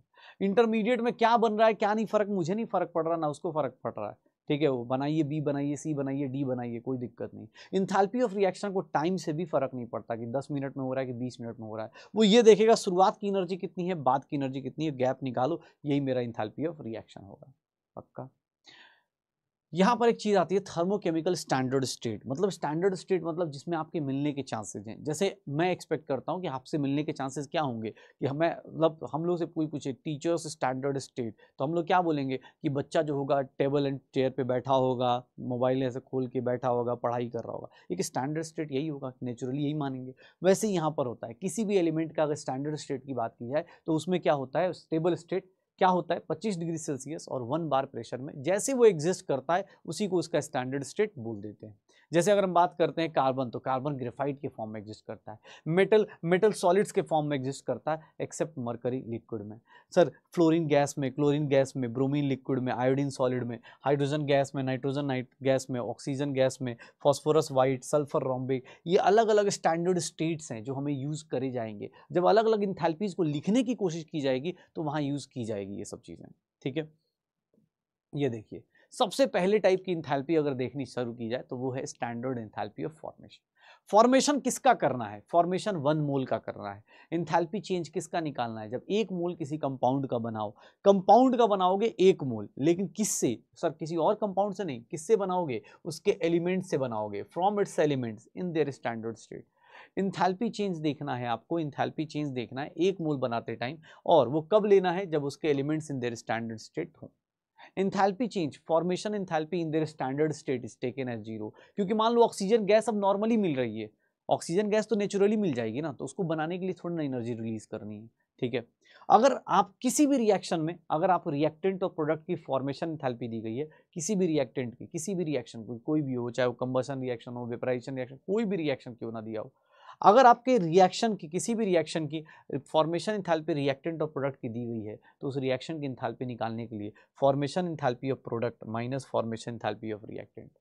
फॉर्मेशन एंथैल्पी पॉजिटिव हो सकती है, नेगेटिव हो सकती है, कुछ भी हो सकता है, 0 भी हो सकता है, कोई दिक्कत नहीं आएगी। अगर बात करें स्टैंडर्ड इंथैल्पी ऑफ कंबशन की, तो स्टैंडर्ड इंथैल्पी ऑफ कंबशन भी किसके लिए होता है? 1 मोल कंपाउंड के लिए होता है, with excess of oxygen, oxygen के excess, with excess of oxygen. ये हमेशा क्या होगा? एक्सोथर्मिक होगा, क्योंकि यहाँ पर क्या है, हीट कंबशन कर रहे हो, किसी को जला रहे हो, अब जो जलाओगे तो ऑब्वियस है ना भाई, हीट रिलीज करेगा, हीट रिलीज करेगा। यहाँ पर इंपॉर्टेंट क्या है कि अगर combustion enthalpy of reactant and product किसी भी टाइप का रिएक्शन का दिया है, मान लो कोई रिएक्शन है एक्स से वाई, और एक्स का कंबशन दिया है, वाई का कंबशन दिया है, तो कुछ नहीं, रिएक्टेंट माइनस प्रोडक्ट कर देना, और कुछ भी नहीं होगा। कैलोरीफिक वैल्यू या फ्यूल वैल्यू किसको बोलते हैं? कि कंबशन एंथैल्पी को किससे डिवाइड कर दो? मोलर मास से। कंबशन एंथैल्पी को किससे डिवाइड कर दो? मोलर मास से। हाइड्रोजन का हाईएस्ट कैलोरीफिक वैल्यू होता है, जितने भी फ्यूल दी जाती है, 150 किलो जूल पर ग्राम, 1 ग्राम में 150 किलो जूल। अब देखो, सॉलिड से लिक्विड जा रहा है, 1 मोल की इंथैल्पी को क्या बोल देंगे? Fusion enthalpy. लिक्विड से गैस जा रहा है, इसकी इंथैल्पी को क्या बोल देंगे? Vaporisation enthalpy. सॉलिड से गैस जा रहा है, सब्लिमेशन इंथैल्पी। ये सारे के सारे ऑब्वियस है, इसमें क्या हो रहा है, लिक्विड से गैस जाओगे, ये सारे के सारे क्या होंगे? एंडोथर्मिक होंगे। एग्जाम हॉल में ये सब पूछा जा सकता है। अच्छा, कोई बोल दे उल्टा लिखे तो, अरे भैया जब उल्टा लिखोगे तो ऑब्वियस है एंडो का एक्सो हो जाएगा। वो ये मत बोलना सर आपने तो हमेशा, अरे सॉलिड से लिक्विड एंडो बताया, उल्टा कोई करेगा तो साइन तो पलटना आता ही है ना अपने को, साइन पलट देना। अब आते हैं जो मेजर इंपॉर्टेंट है, वो है बॉन्ड इंथैल्पी। बॉन्ड इंथैल्पी क्या है? अगर आपको मैं कहीं वर्ड यूज कर रहा हूं बॉन्ड इंथैल्पी, तो इन जनरल उसका मीनिंग यही होता है कि मैं बॉन्ड डिसोसिएशन की बात कर रहा हूं। मैं जब भी बॉन्ड इंथैल्पी या क्वेश्चन में कहीं बॉन्ड इंथैल्पी दी जा रही है, तो हमेशा ये मान के चला जा रहा है कि बॉन्ड डिसोसिएशन की बात की जा रही है। और अगर बॉन्ड डिसोसिएशन इंथैल्पी है, बॉन्ड फॉर्मेशन हो गया, तो बॉन्ड डिसोसिएशन हमेशा क्या होगा? एंडोथर्मिक, क्योंकि बॉन्ड तोड़ने के लिए एनर्जी देनी पड़ती है। लेकिन उल्टा कोई बोल दे सर बॉन्ड बना रहे हैं, तो बॉन्ड फॉर्मेशन क्या हो जाएगा? एक्सोथर्मिक। बॉन्ड डिसोसिएशन क्या हो जाएगा? एंडोथर्मिक। बॉन्ड डिसोसिएशन क्या हो जाएगा? एंडोथर्मिक। ध्यान से देख लीजिएगा, अगर आपका बॉन्ड डिसोसिएशन एंथैल्पी दिया है तो रिएक्टेंट माइनस प्रोडक्ट होता है, लेकिन अगर वही बॉन्ड फॉर्मेशन दिया है तो फिर टेंशन लेने की जरूरत नहीं, फिर आप प्रोडक्ट माइनस रिएक्टेंट करते जाइए। ये मेरे लिए इंपॉर्टेंट है, इसीलिए मैंने बॉक्स बना के डाला हुआ है, क्योंकि बॉन्ड डिसोसिएशन ही मेनली पूछा जाता है। अगर कोई पॉलीएटॉमिक मॉलिक्यूल्स में चला जाए तो वहां पर बॉन्ड इंथैल्पी ना आके क्या आता है? एवरेज या मीन बॉन्ड इंथैल्पी आता है। एवरेज मतलब कि सर ये दोनों बॉन्ड्स को तोड़ने की एनर्जी इक्वल नहीं हो सकती, जरूरी नहीं कि हमेशा इक्वल हो। ऑब्वियस एक बॉन्ड तोड़ेंगे उसकी एनर्जी अलग होगी, दूसरे बॉन्ड की अलग होगी, लेकिन हाँ हम क्या करते हैं? एवरेज निकाल देते हैं। कैसे? Sir x1 + x2 divide by 2, दो बॉन्ड तोड़े, दोनों में टोटल एनर्जी निकालो, डिवाइड बाई 2 कर दो। एटमाइजेशन, बॉन्ड इंथैल्पी का जस्ट बड़ा भाई क्या है? एटमाइजेशन। बॉन्ड इंथैल्पी हमेशा गैसियस फेज में चलता है, याद रखिएगा। बॉन्ड इंथैल्पी गैसियस कंपाउंड को गैसियस एटम में तोड़ दो। एटमाइजेशन का मतलब कुछ और होता है। एटमाइजेशन का मतलब सबको किस में कन्वर्ट कर दो, रिएक्टिव एटम्स में। सबको किस में कन्वर्ट कर दो, रिएक्टिव एटम्स में। भैया सॉलिड, मान लो सोडियम मेटल सॉलिड में पड़ा हुआ था जिंदगी में, इसको एटम में कन्वर्ट करना है, रिएक्टिव एटम में। तो सर रिएक्टिव एटम मतलब गैसियस फेज में। तो सर यहाँ पर एटमाइजेशन इंथैल्पी किसके इक्वल होगी, सब्लिमेशन इंथैल्पी की।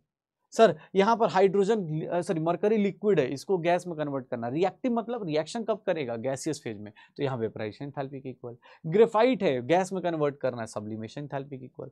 डाई एटॉमिक मॉलिक्यूल्स में ये देखो गैस में है, गैस में तो ये बॉन्ड एंथैल्पी के इक्वल आ जाएगा। लेकिन सर पॉली एटॉमिक में ये देख लो, ये 4 टाइम्स बॉन्ड एंथैल्पी आ जाएगी। 4 बॉन्ड टूट रहे हैं तो एटमाइजेशन एंथैल्पी बहुत ज़्यादा डिफरेंट होती है, हर एक जगह अलग अलग डिफरेंट होती है।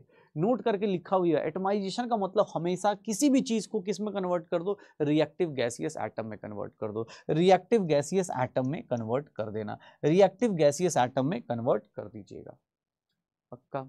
जैसे यहाँ पे क्लोरीन से सीधा जा रहे हैं, यहाँ पर एटमाइजेशन एंथैल्पी बॉन्ड एंथैल्पी के इक्वल है। लेकिन वही ब्रोमीन में देखोगे तो ब्रोमीन में इक्वल नहीं है, ब्रोमीन लिक्विड में होता है, लिक्विड से गैस जाओगे, ऑब्वियस एटमाइजेशन एंथैल्पी तो होगी, लेकिन एटमाइजेशन एंथैल्पी पता है किसके इक्वल होगी, वेपराइजेशन प्लस बॉन्ड एंथैल्पी के। इस रिएक्शन को एटमाइजेशन एंथैल्पी तो बोलते हैं, इस रिएक्शन को एटमाइजेशन एंथैल्पी तो बोलते हैं, लेकिन सर वो किसके इक्वल होगी, वेपराइजेशन से ज़्यादा होगी, वेपराइजेशन प्लस बॉन्ड एंथैल्पी से ज़्यादा। इंथैल्पी अपने पास अब अलग अलग टाइप की इंथैल्पी, छोटे छोटे टर्म्स देख रहे हैं। आयनाइजेशन इंथैल्पी किसके लिए डिफाइंड होता है, वीक इलेक्ट्रोलाइट्स के। वैसे इलेक्ट्रोलाइट जो खुद से डिसोसिएट नहीं कर रहे, उनको लात मार के हमें डिसोसिएट कराना पड़ रहा है, तो डिसोसिएट कराएंगे, ऐसे डिसोसिएट करेंगे तो उसी को क्या बोलते हैं, हमेशा एंडोथर्मिक, मतलब हमें एनर्जी देनी पड़ेगी, हमें एनर्जी देनी पड़ेगी, इंथैल्पी देनी पड़ेगी। इंथैल्पी ऑफ न्यूट्रलाइजेशन की बात करें तो न्यूट्रलाइजेशन का मतलब क्या होता है कि जब एसिड और बेस मिलते हैं तो उसको बोलते हैं न्यूट्रलाइजेशन इंथैल्पी। सर याद रखिएगा, कोई स्ट्रॉन्ग एसिड स्ट्रॉन्ग बेस अगर रिएक्ट करेगा तो उसकी इंथैल्पी की जो वैल्यू है वो कितनी होती है, -13.7 किलो कैलोरी पर इक्विवेलेंट, या फिर -57.3 किलो जूल्स पर इक्विवेलेंट। ये भी हमेशा क्या होगा, जब दो लोग मिल रहे हैं, बॉन्ड बन रहा है, पानी बनेगा, एक इधर से H+ आएगा, उधर से OH- आएगा, H+ और OH- जैसे ही मिलेगा क्या बनाएगा, वाटर बनाएगा, बॉन्ड फॉर्मेशन होगा। सर ऑलवेज एक्सोथर्मिक, हमेशा क्या हो जाएगा, एक्सोथर्मिक हो जाएगा, हमेशा क्या हो जाएगा, exothermic. Strong acid strong base की वैल्यू कॉन्स्टेंट है, लेकिन अगर कोई पोर्शन वीक हो गया किसी भी टाइप का, चाहे वो एसिड का हो चाहे बेस का हो, किसी भी टाइप का पोर्शन अगर वीक हो गया तो आपकी वैल्यू जो होगी वो कम हो जाएगी। क्यों, क्योंकि कुछ पोर्शन ऑफ एनर्जी कहाँ चला जाएगा, आपकी आयनाइजेशन में, वीकर पार्ट की आयनाइजेशन में चला जाएगा, वीकर पार्ट की आयनाइजेशन में चला जाएगा। सर कितना जाएगा, तो उसको कुछ नहीं, जो आपकी इंथैल्पी न्यूट्रलाइजेशन आपको मिल रही है माइनस स्टैंडर्ड कर दीजिए, वही आपका क्या हो जाएगा, वही आपका क्या हो जाएगा, आयनाइजेशन इंथैल्पी। अब यहाँ पर आपका थर्मोकेमिस्ट्री के इंथैल्पीज मेजर खत्म हो जाती हैं, लेकिन हाँ कुछ कुछ इंथैल्पीज हैं जो इनऑर्गेनिक के साथ कोलाइड करती हैं, कुछ ऑर्गेनिक के साथ होती हैं, तो उनको भी देख लेते हैं। जैसे लैटिस इंथैल्पी, लैटिस इंथैल्पी क्या है, इंथैल्पी चेंज क्या, सर जब क्या हो रहा हो, कोई आयनिक सॉलिड को हम डिसोसिएट कर रहे हैं, जब किसी आयनिक सॉलिड को डिसोसिएट कर रहे हैं, सर ऑब्वियस है ये भी हमेशा हमेशा क्या होगा, एंडोथर्मिक होगा। हमेशा हम लोग किसको लेते हैं, तोड़ने की एनर्जी लेते हैं। लैटिस तोड़ना मतलब लैटिस बॉन्ड इंथैल्पी मतलब बॉन्ड डिसोसिएशन, लैटिस इंथैल्पी मतलब लैटिस तोड़ने की एनर्जी, लैटिस इंथैल्पी कहलाएगी। देख लो, lattice enthalpy is calculated by Born-Haber cycle. Lattice enthalpy is calculated by Born-Haber cycle. Born-Haber cycle से कैलकुलेट करते हैं lattice enthalpy को। Born-Haber cycle आप पीरियोडिक टेबल में पढ़ते हैं, पीरियोडिसिटी में पढ़ते हैं। हाइड्रेशन इंथैल्पी क्या है कि कोई भी गैसियस आयन है अगर वो एक्वस फेज में कन्वर्ट हो जाए, कोई भी गैसियस आयन है अगर वो एक्वस फेज में कन्वर्ट हो जाए तो उसी को क्या बोल दिया जाता है, इंथैल्पी ऑफ हाइड्रेशन। ऑलवेज क्या हो जाएगा, एक्सोथर्मिक, क्योंकि ऑब्वियस है पानी के साथ क्या कर रहा है, अट्रैक्शन दिखा रहा है, पानी के साथ क्या कर रहा है, बॉन्ड बना रहा है, तो ये क्या होगा, हमेशा एक्सोथर्मिक। इंथैल्पी ऑफ सॉल्यूशन की बात की जाए कि एक मोल को किस में डिसॉल्व कर दो, सॉल्वेंट में डिसॉल्व कर दो, तो इंथैल्पी ऑफ सॉल्यूशन क्या होगा, ये रिएक्शन इंथैल्पी ऑफ सॉल्यूशन को रिप्रेजेंट करता है। और जहां तक मुझे दिख रहा है इस रिएक्शन को देख लो, enthalpy of solution, enthalpy of solution देख लो sir, enthalpy of lattice plus hydration enthalpy. Solution अपने आप एकाएक उसमें नहीं कन्वर्ट हो जाता, ये पहले किस में कन्वर्ट होगा सर, इसका लैटिस टूटेगा और फिर लैटिस क्या होगा, हाइड्रेशन में जाएगा। तो ऐसे solution enthalpy is nothing, hydration plus solution lattice enthalpy. अब छोटी छोटी चीज़ें ऑर्गेनिक के साथ भी, ऑर्गेनिक में एक रेजोनेंस इंथैल्पी आती है, जब भी आप रेजोनेंस दिखाते हैं स्टेबिलिटी आती है, और स्टेबिलिटी आएगी तो एनर्जी रिलीज करेंगे, रेजोनेंस इंथैल्पी नेगेटिव होगी। इंथैल्पी नेगेटिव रेजोनेंस निकालनी है तो कैलकुलेटेड माइनस क्या करेंगे, ऑब्जर्व कर देंगे, कैलकुलेटेड माइनस क्या कर देंगे, ऑब्जर्व कर देंगे। इंथैल्पी ऑफ हाइड्रोजनेशन की बात करें तो इंथैल्पी ऑफ हाइड्रोजनेशन क्या होता है कि सर जैसे किसी डबल बॉन्ड के अराउंड क्या कर दो, हाइड्रोजन ऐड कर दो। एक पाई बॉन्ड टूट रहा है, एक दो सिग्मा बॉन्ड बन रहे हैं, एक पाई बॉन्ड टूट रहा है, दो सिग्मा बॉन्ड बन रहे हैं, तो ये भी क्या होगा, एक वीक बॉन्ड टूट रहा है, दो स्ट्रॉन्ग बॉन्ड बन रहे हैं, तो एनर्जी हमेशा क्या होगी, रिलीज होगी, ऑलवेज एक्सोथर्मिक आएगा। तो ये अब ये सब ऑर्गेनिक में, ये जो देख लास्ट के 2-3 इंथैल्पीज पड़ी ना, ये इनऑर्गेनिक और ऑर्गेनिक की इंथैल्पीज मिक्स हो रही हैं। अदरवाइज हमारे पास टोटल 5-6 ही इंथैल्पीज काम की हैं, 5-6 ही इंथैल्पीज काम की हैं, ये ध्यान रखिएगा। सारा का सारा थर्मोडायनेमिक्स में अपने पास, पहले हमने थर्मोडायनेमिक्स पूरा प्रोसेस जाना 50 मिनट में, अगले 10 मिनट में हमने पूरा थर्मोकेमिस्ट्री रिवाइज किया। आई होप सो सबको ये समरी लेक्चर बार बार रिवाइज करते रहना है, चीज़ों को देखते रहना है, ताकि आप चीज़ों को बार बार रिलेट कर पाएँ और एग्जाम हॉल में फॉर्मूला ना सोचना पड़े, बेसिक चीज़ों पे ज़्यादा टाइम वेस्ट ना करना पड़े। आई होप सो सबकी प्रिपरेशन अच्छी चल रही होगी। आई होप सो आप सब लोग अच्छा पढ़ाई कर रहे हैं, ठीक है, और इस सारे समरी लेक्चर्स का बेस्ट यूटिलाइजेशन करते रहिए। फॉर्मूला मतलब ये समरी लेक्चर्स का नोट्स आपको मिल जाएगा, अगर आप खुद से लिखना चाहते हैं तो भी लिखिए, लेकिन हाँ टाइम को ध्यान रखते हुए। ओके, चलो मिलते हैं अगले समरी लेक्चर में, तब तक के लिए ओके, बाय बाय।